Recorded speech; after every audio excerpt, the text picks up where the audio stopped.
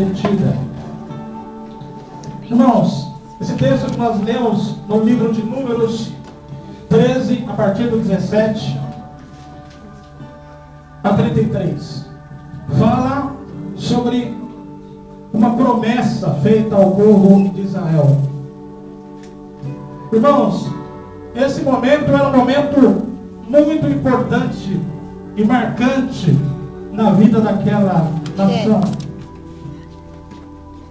Veja bem, alguns analistas acham que eles estavam mais ou menos no deserto, entre a fronteira do deserto e a entrada de Canaã. A questão de chegar em Canaã era uma questão de dias. Ou seja, eles estavam muito perto do objetivo e do lugar que eles tinham que alcançar.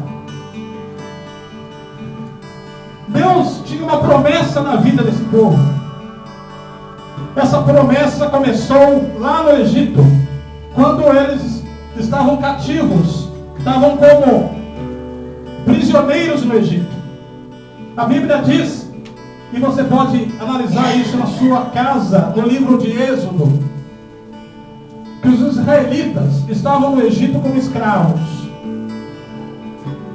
trabalhando no sol forte e causticante.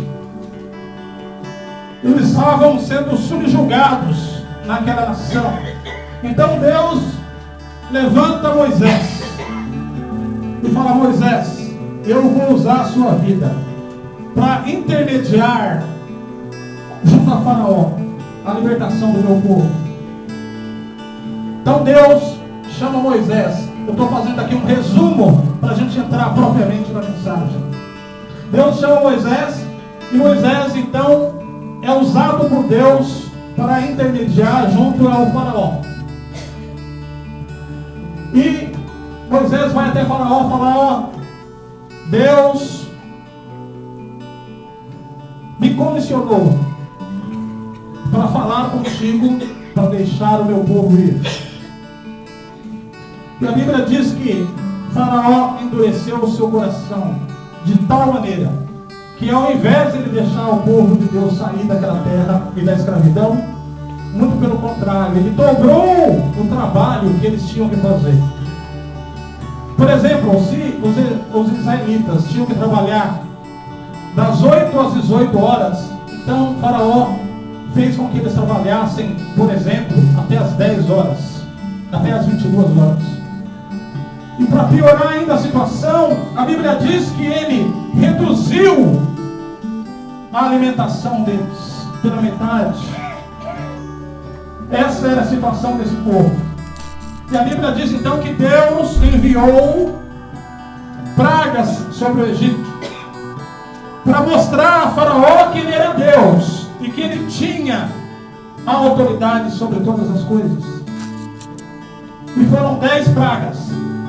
E Faraó era igual aquele tipo de pessoa que não tem personalidade.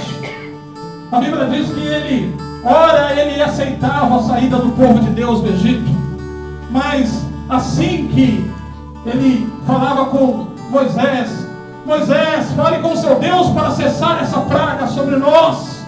E aí a Bíblia diz que de repente Moisés intermediava ao Senhor, e Faraó voltava atrás tudo de novo e acabava desistindo, e mudava a sua opinião e não queria mais deixar o povo ir. E assim se sucedeu 10 pragas. Primeiro foi a água do Egito que virou sangue. Depois vieram as rãs, os piolhos, os gafanhotos, ao total de 10 pragas. Mas, irmãos, a pior delas, a Bíblia diz que foi a morte de todos os primogênitos dos egípcios. Foi terrível. Diz que houve pranto, dor sobre aquela terra. E aí Faraó, inclusive, também perdeu seu primogênito. E aí foi o motivo que ele abriu o seu coração, talvez temendo ao Senhor, e que pudesse advir uma situação pior ainda sobre o povo egípcio. Então a Bíblia diz que ele liberou o povo de Deus para que eles saíssem daquela nação. Deus tinha uma promessa com esse povo.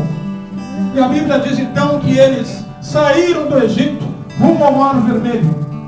Mas Faraó, mais uma vez, duvidou de quem era Deus.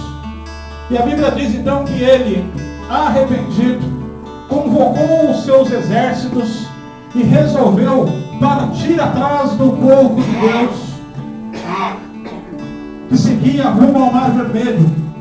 E eles, o povo de Deus, os israelitas, ficaram numa situação muito difícil. Ficaram entre as montanhas e com o mar diante deles.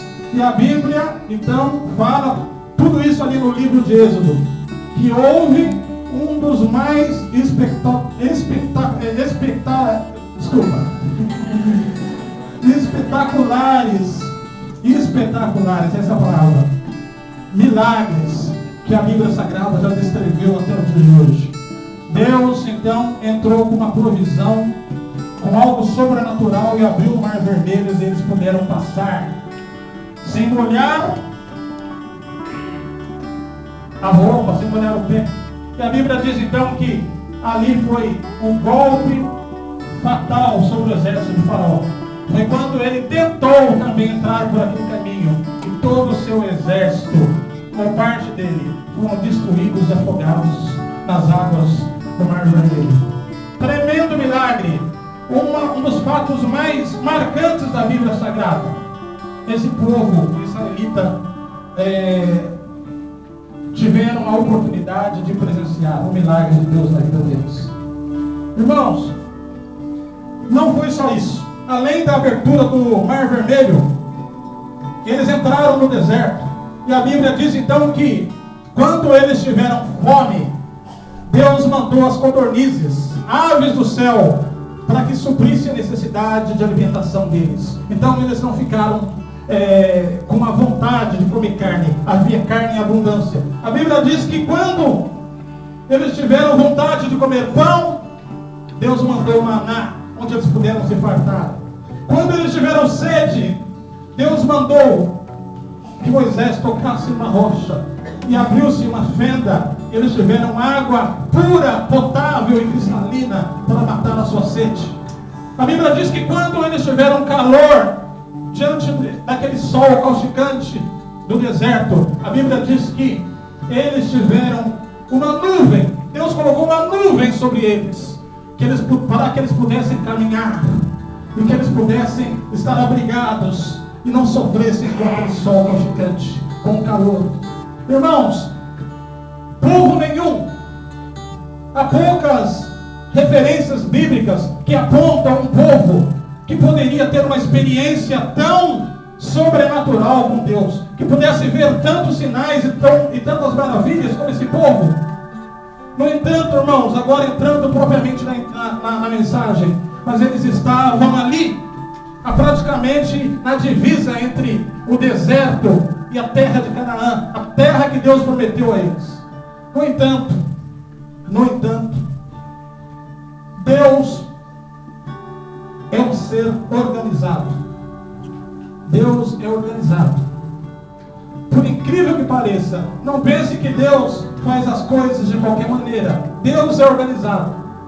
E Ele exige essa organização de nós.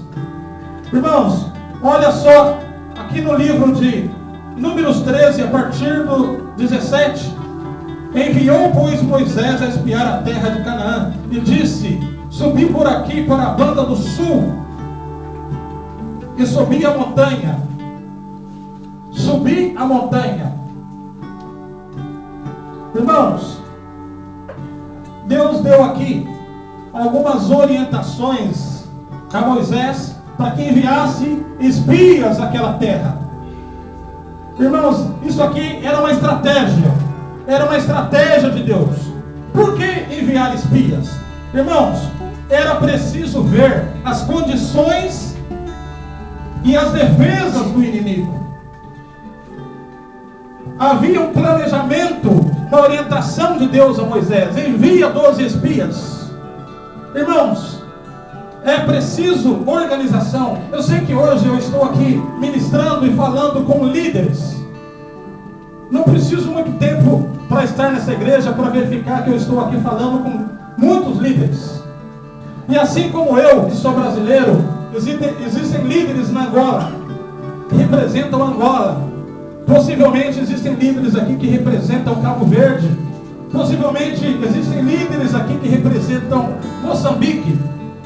Possivelmente existem líderes aqui que representam outros países da Europa, da África ou de outras nações. E Deus tem estratégia. Eu quero falar também com você, líder, que está me ouvindo nesta manhã, que havia uma estratégia de Deus. Por que enviar espias, irmãos? Irmãos, Deus dizia a eles: subam nas montanhas de Negueb. Irmãos, muitas vezes nós precisamos subir as montanhas. O que significa subir as montanhas? Irmãos, nós precisamos muitas vezes, quando chegamos numa cidade, num país ou numa nação, nós precisamos olhar como águia, olhar de cima das montanhas. É isso que Deus está orientando aqueles espias, a Moisés, para indicar aqueles espias. Olham de cima.